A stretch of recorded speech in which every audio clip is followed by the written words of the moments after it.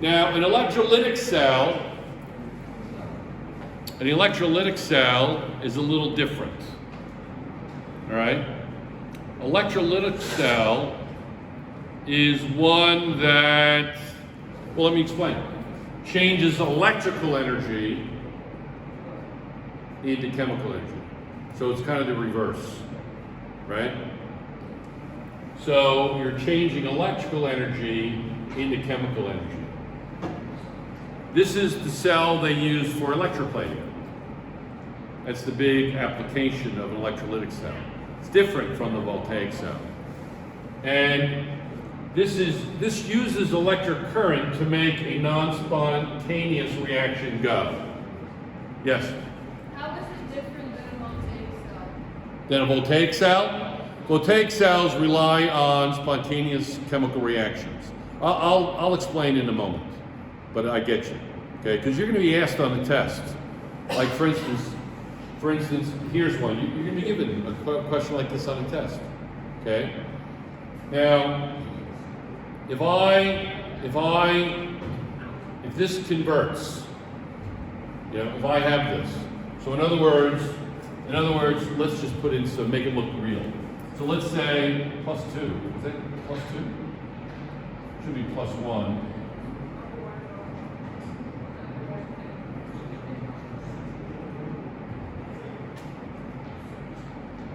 Okay, it says +2. I don't know if I got that wrong or not. But anyway, so in other words, if I have silver chloride plus iron, and then this becomes silver, and then this would become iron chloride.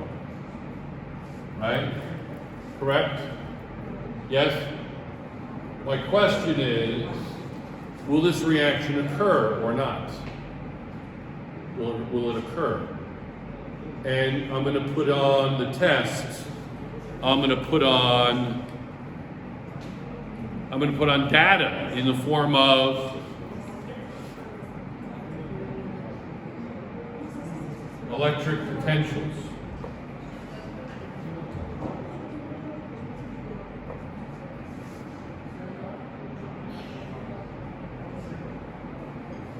Electric potential measurements, okay?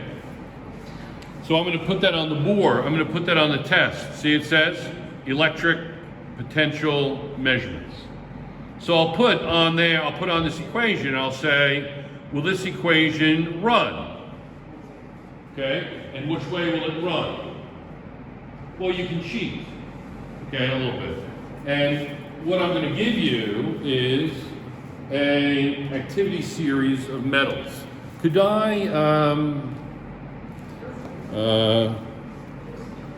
need to know, just stand there, I need to know, can you see this? Can you see this table? Yes. You can see it well? Yeah. You sure? Yes. Okay, now, on that table, do you see, here, let me look. It says silver. Anyway, I'm not going to get a big deal into this, but this is called an activity series of metals. And you make this table by measuring electric potential data, okay? And you know if a reaction is going to go based on its activity. Clear? Okay.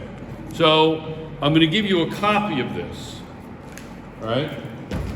You should have one in your textbooks. You should have a copy of that. And for instance, you already know a lot of it. All right? So for instance, sodium. Is sodium more reactive or less reactive than iron? It's violently reactive. It's going to be more reactive than iron, correct? Yes or no? Okay, good. So, just put that in the back of your mind, okay? Let me tell you, write this down. Okay, let's go to the periodic table up above. And you see where it says, you know what, let me just hold it up. Because I don't have to hold it long because you can stop it.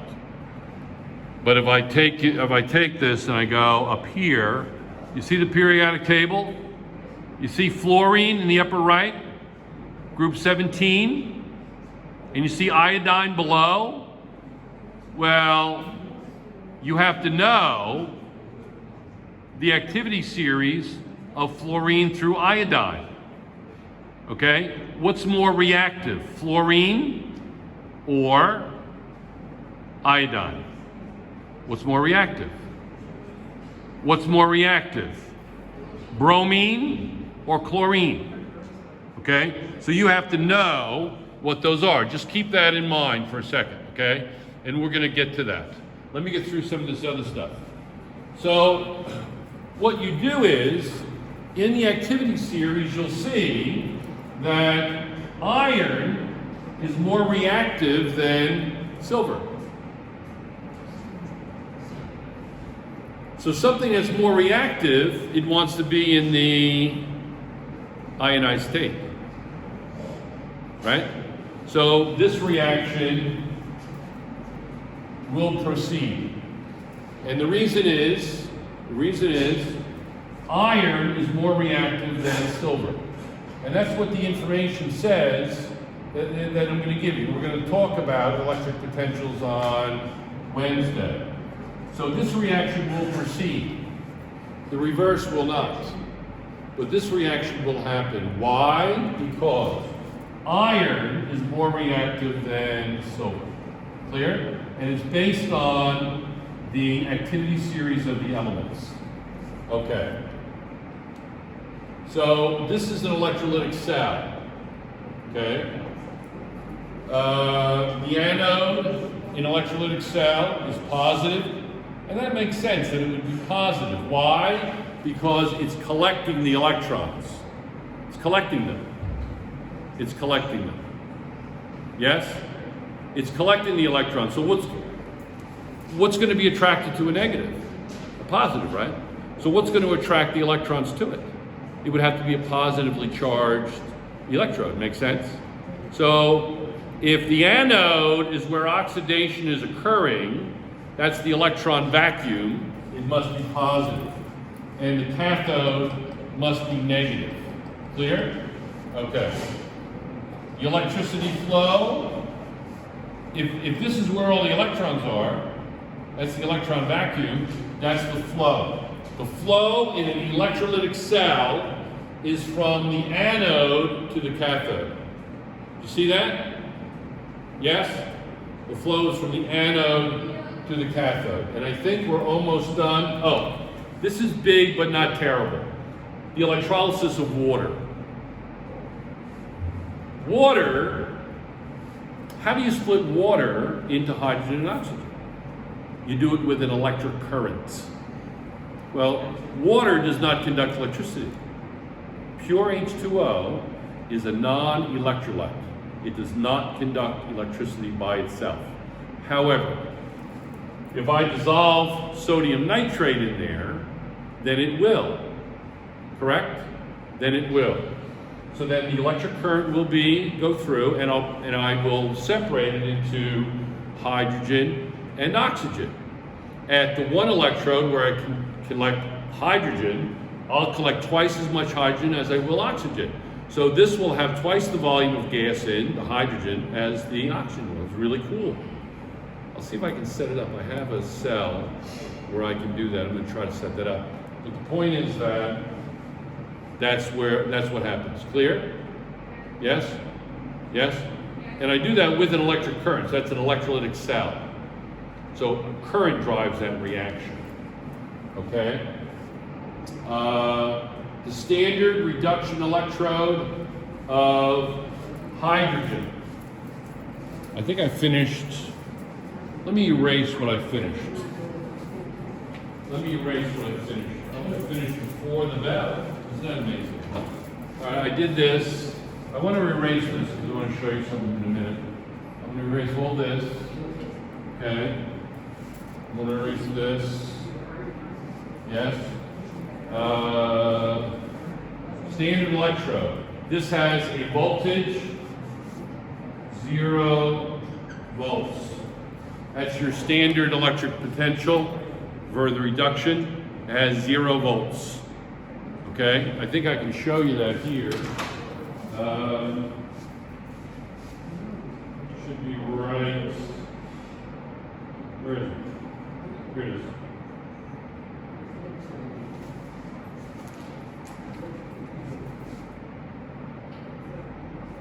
Right? Can you see this? Ida, can you see the pink line? Is that coming up? Yeah, yeah. That's hydrogen. You see the electric potential there? Mm-hmm. 0. Yeah. You get it? That's the reduction potential, right? Yes. Easy? Mm-hmm. Okay, good. Thank you. So let me just explain, and then the electroplating. Where do I put the car? I'm going to electroplate the tea kettle or the car. Where am I going to put that? At the cathode or the anode? Where does it go? It's going to go to, it's going to be at the, right there, it's going to be at the cathode, right? Now, I just want to do one more thing and then we're done. I know, I'm kind of like losing you. You guys have been really wonderful today. You can see why I don't do this too often.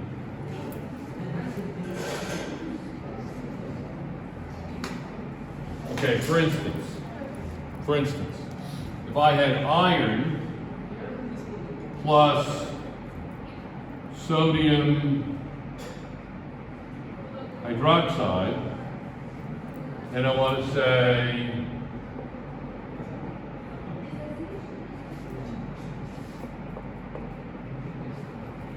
will that reaction occur? Will that reaction occur? Will that reaction occur? And the answer is no. And the reason it won't occur is because sodium, girls, sodium is more reactive than iron. So listen carefully to my words. When you're talking about the spontaneity of a reaction, such as this, the metal that's less reactive will be alone, will be by itself.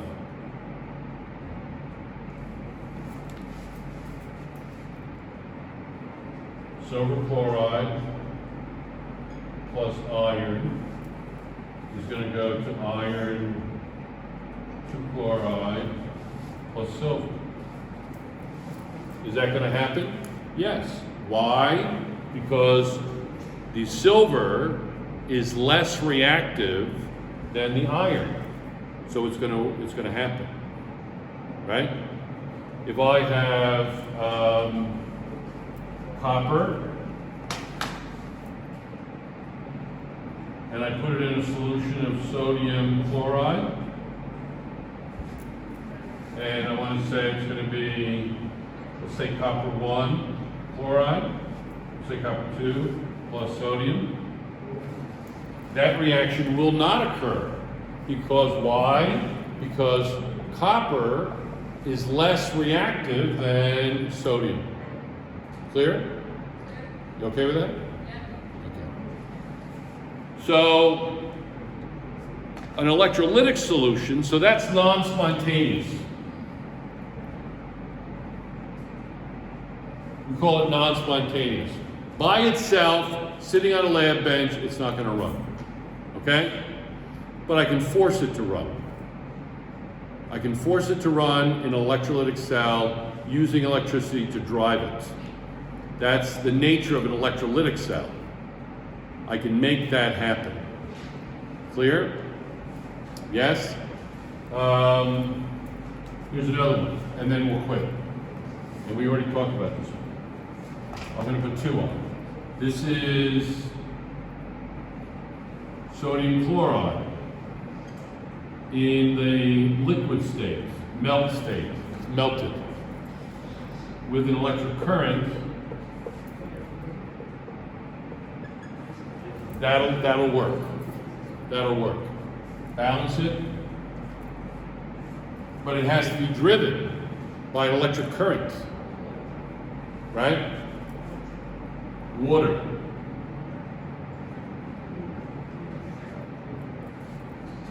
And one more thing, it's on your test, believe it or not.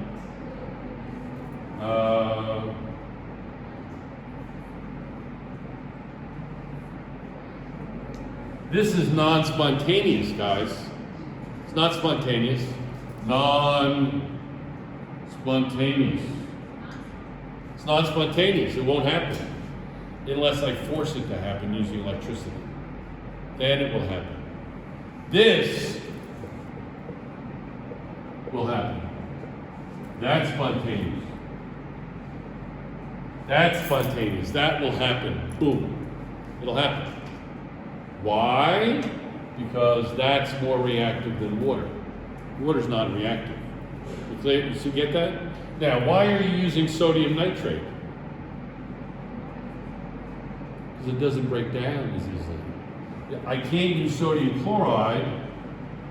If I use sodium chloride, I'll get a little, not much, but I will get a little chlorine gas. Not good for your nose. Yeah, it's not good. So you want to use something that's not going to break down. That's why you use sodium nitrate. It's on your test. Okay? You can use most salts as long as they're stable and not easily oxidized. Clear? Clear? You get it? You don't want something that's easily oxidized, like sodium chloride is going to break down to sodium ion. And can I erase this? And then I'm done. So you don't want to do this. You don't want to use sodium chloride because you'll get sodium ions plus that, right? You get a little bit of chlorine. You won't get a lot, trust me. You won't get a lot, but still enough to make your nose uncomfortable. We're done. We are done. That's called backwards planning.